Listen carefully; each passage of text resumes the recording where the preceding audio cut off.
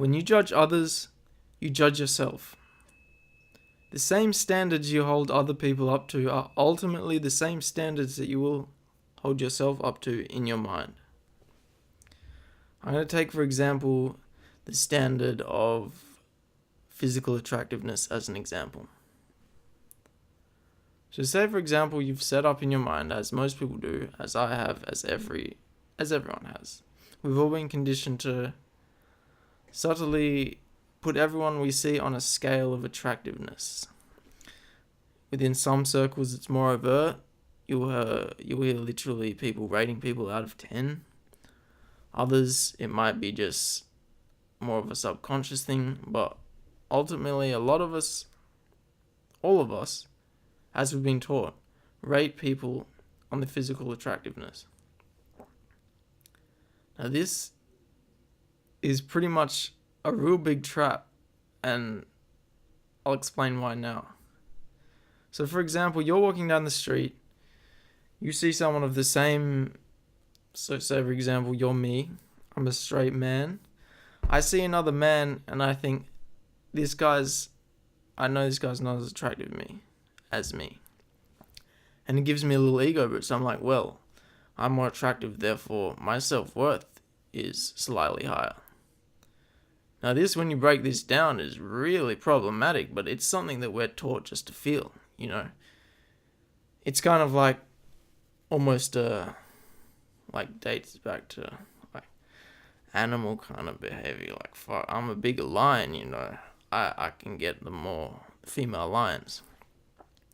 So it's, as much as it is taught to us, it's also very natural, which is even harder because now that we can recognize, as I'll explain momentarily, now that we recognize that this can be problematic for ourselves, now that we're such developed emotional beings, it's hard to change, but I think we should, and I think it's gonna happen.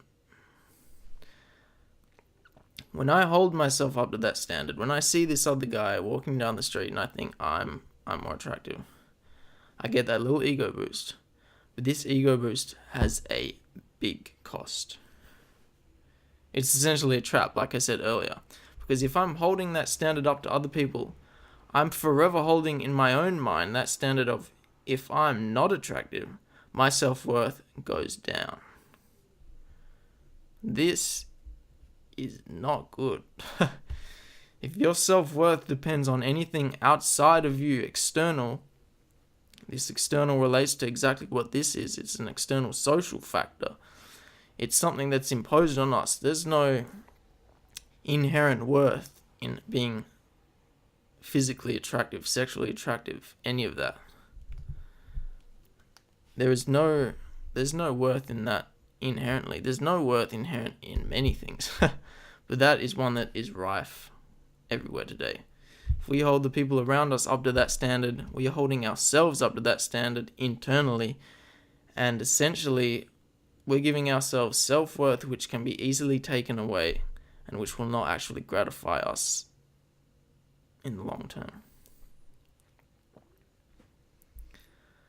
Ask yourself, when you find yourself judging someone else, or if it's subconsciously, try and feel around for when you are doing it. Ask yourself, what standard am I holding myself up to by judging other people like this? Take, for example, again, a common one, money. People who have more money. It's often the case that we're taught to think that money is very much something that builds your self-worth. If you got a lot of money, you're a big fella. You're rich, you're famous, you're up there, you know. But that can be taken away just as easily as anything else. And once that's taken away, your self-worth goes with it because they're so tied. And that's the problem. They should not be tied. Money is not equal to self-worth. Fame is not equal to your self-worth. Your physical attractiveness, the way you look, is not equal to your self-worth. And it should not be, lest you open yourself to a wide array of having your self-worth taken away at a moment's notice. When you set these standards upon yourself, take for example the money one, You're telling yourself that if I don't earn enough money, my self-worth goes down. Then eventually, when you don't earn enough money, and you can never earn enough money, then you become depressed.